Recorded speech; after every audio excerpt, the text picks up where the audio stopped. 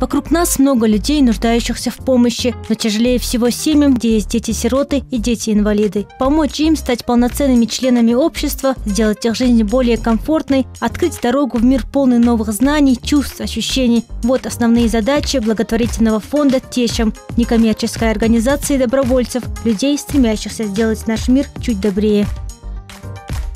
Хорошим примером того, как координировать свои действия, наверное, стала акция, которую мы сейчас проводим совместно с Красным Крестом. Это акция «Дорога в школу». Красный Крест взял на себя такую, что они будут обеспечивать детей, у них уже около 100 детей, они обеспечили рюкзаками и всеми принадлежностями, которые там, тетрадями, ручками. Мы, в свою очередь, присоединились к этой акции и постарались ввести тоже какое-то новшество, которое было апробировано в прошлом году. Это эти купоны «Дорога в школу», на которые дети и родители могут купить своим детям или обувь, или одежду. Они предназначены только для этого.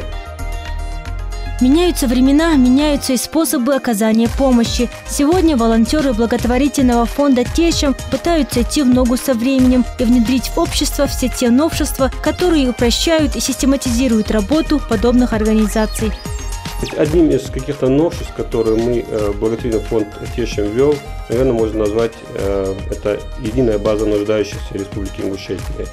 То есть после мониторинга, после заявления наш инспектор выезжает по месту, по адресу, делает инспектирование, заполняет анкету, и уже по этой анкете заполняются данные, и сама программа определяет степень нуждаемости этого человека.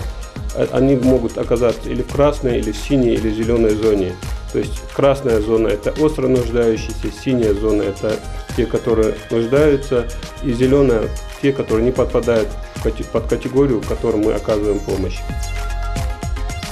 Волонтерство – это не профессия и не статус, это состояние души, говорит Салима Пугоева, доброволец клуба добрых людей, еще одного уже неофициального сообщества волонтеров, тех, кто готов пожертвовать своим личным временем ради оказания помощи нуждающимся.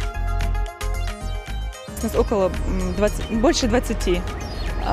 И как бы люди разных профессий. Есть школьники, которые нам тоже очень хорошо помогают. Есть ребята, которым, оставив все свои проблемы, даже если мама звонит по телефону, да, там срочно домой, все равно выполняют свою работу до конца. И они этому радуются. Это приятно наблюдать, что в нашей республике растет такое поколение ребят, школьников, которые действительно могут в дальнейшем пригодиться нашей республике. Одной из последних акций, проводимой волонтерами КДЛ, стала акция «Собери ребенка в школу», благодаря которой около 300 детишек пойдут в свой новый класс уже с новым портфелем и тетрадками. Мы ходили, раздавали портфели, канцтовары. К сожалению, на одежду нам денег не хватило, но мы все раздали, то, что вот получили от спонсоров. И мы видели улыбки этих детей, которые нас видят в первый раз, обнимают нас с такой нежностью, с такой силой, что ты прям чувствуешь себя, не знаю, каким-то деятелем. Благотворительность и взаимопомощь присущи любому человеку. Испокон веков именно эти благородные качества помогали нам выжить в трудные времена. Потому задача нашего поколения не только сохранить эти качества, но и приумножить их. Ведь только благодаря неравнодушному отношению к чужой беде мы будем расти и двигаться вперед.